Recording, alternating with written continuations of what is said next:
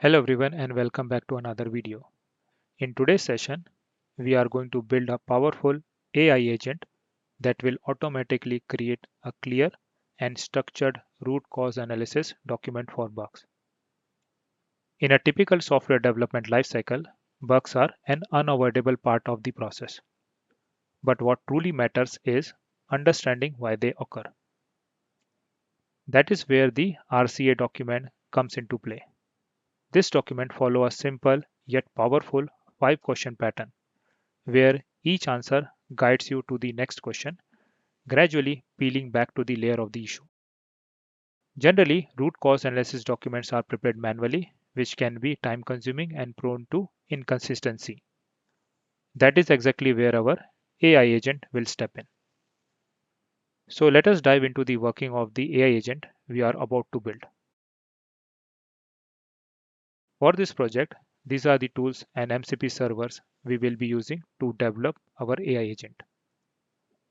The first key component is JIRA, a powerful bug tracking system, which I have already set up on my local environment. We will connect to it using the corresponding JIRA MCP server, allowing our agent to fetch bug details and metadata directly from the tracking system. In addition to that, we will also integrate the GitHub MCP server, which will allow our agent to access relevant repository data such as commits, pull requests, and code changes. Here is how the RCA agent works. We start by creating a markdown file that contains clear, detailed instruction describing what the agent will do. To generate a complete root cause analysis document, the agent needs context from two places: the bug details stored in the JIRA and the code changes stored in the GitHub.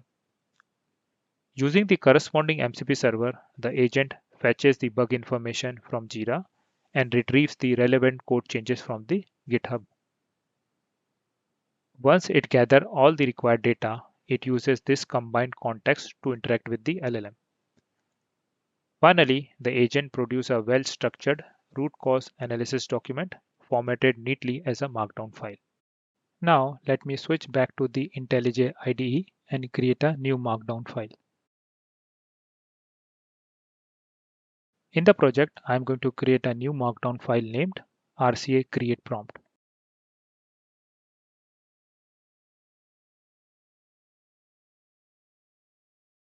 This file will serve as the central template where I provide detailed instruction to the agent. And this is the template that I'm going to use. In this template, I will define several key sections that guide how the agent operates. In the parameter section, I will list all the inputs that need to be passed to the agent. The purpose section will clearly outline what the agent is designed to accomplish. Next, in the data source section, I will specify where the agent should pull information from, including the MCP server it should use to build the necessary context. Following that, the information gathering section will describe exactly how the agent should collect and process the data.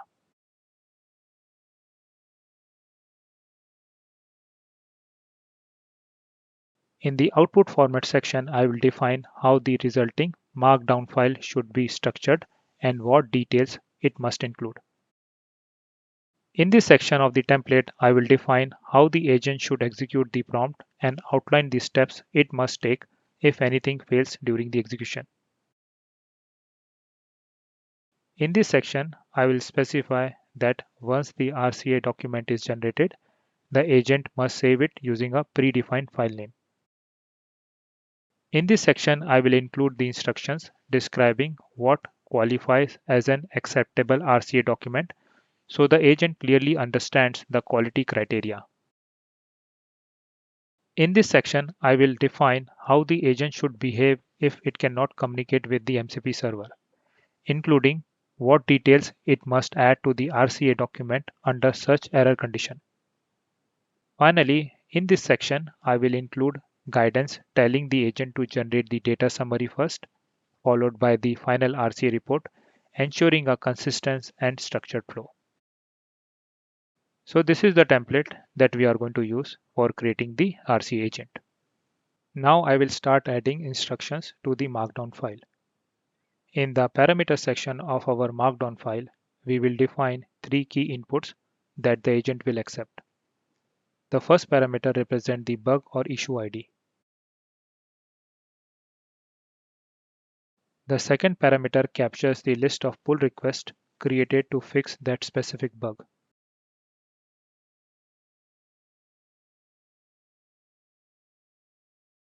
And finally, the third parameter specifies the repository name where the issue and pull requests reside.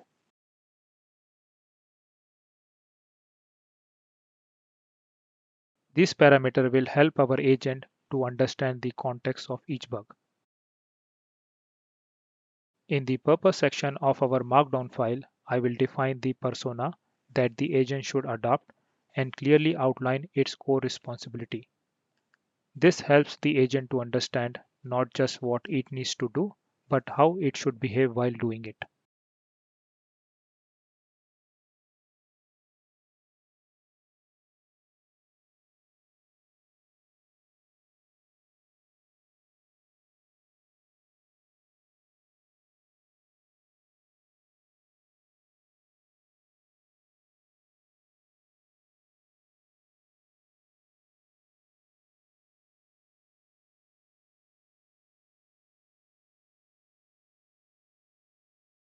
By specifying the persona and task upfront, we ensure the agent produces accurate, context-aware summaries.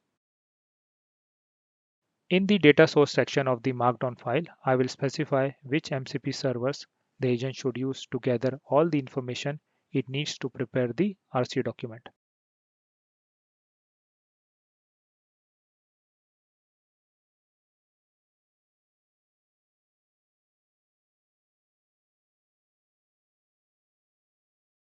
By clearly defining these data sources upfront, we ensure the agent always knows where to look and can generate a complete, accurate RCA without missing critical context. In this section, I will describe how the agent should gather all the data required to create the RCA document. I will outline the exact step it needs to follow, from pulling the information through the appropriate MCP server to combining bug details, pull request metadata, and repository insight into a consistent, reliable dataset.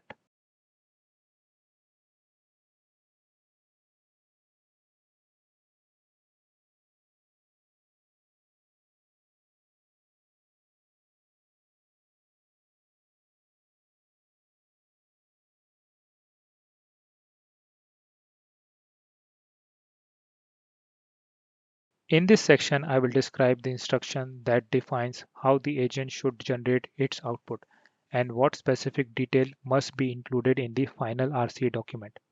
This is where I outline the expected structure, formatting standards, and the exact information the agent should produce.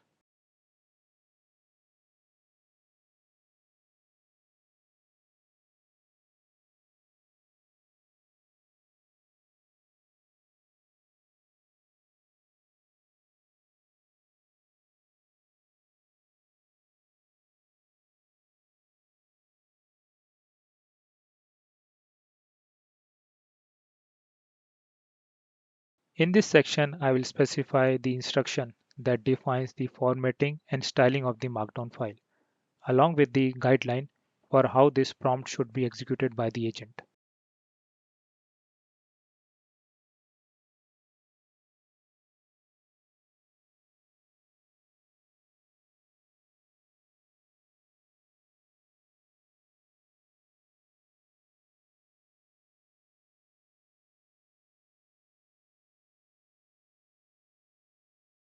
In this section, I will specify the name of the output file the agent should generate and the exact location where the file needs to be saved. In this section, I will specify what qualifies as an acceptable RCA document. I will outline the essential criteria such as completeness, clarity, accuracy to ensure the final output meets the expected quality standards.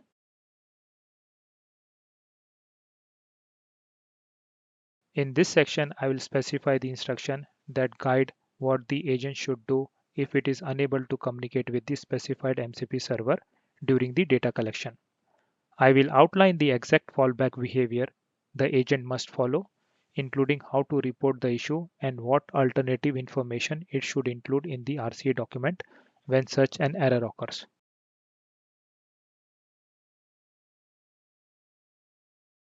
Finally, in this section, I will add the instruction that direct the agent to first generate a clear and concise data summary before moving to produce the final RCA document.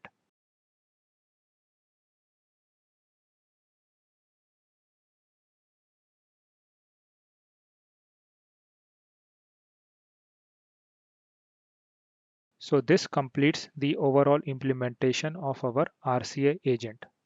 To execute this agent, I will be using the GitHub Copilot plugin inside the IntelliJ IDE. Within the plugin, I will switch the mode to the agent and select the specific model I want to use with my RCA agent.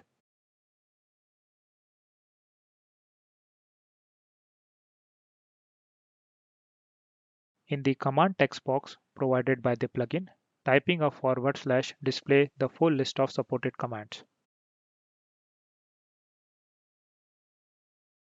If we want our custom prompt to appear in that command list, we need to place the markdown file in a specified location.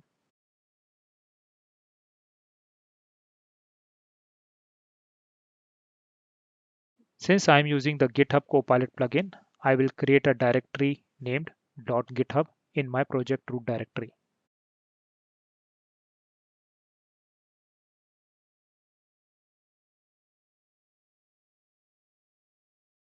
Inside this directory, I am going to create another folder called prompts.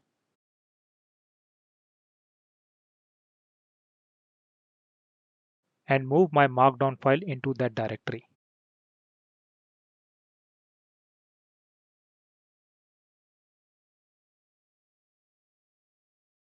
Once this is done, our RCA prompt will automatically show up in the command list.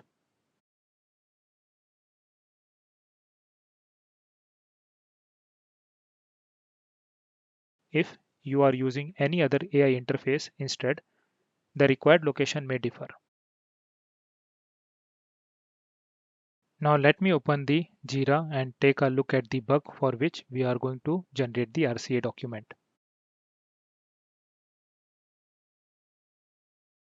Here you can see the bug along with the pull request that was created to fix it.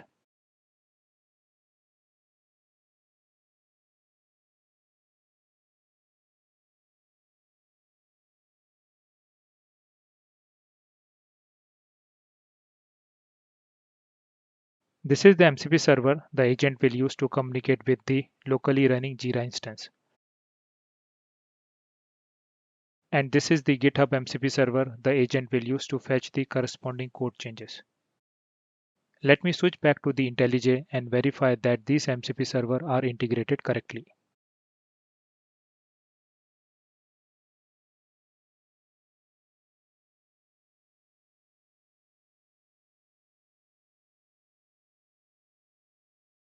I am inside the mcp.json configuration file where I have set up both the MCP servers. And while configuring these MCP servers, I have used my personal access token for authentication. I will start both the server now.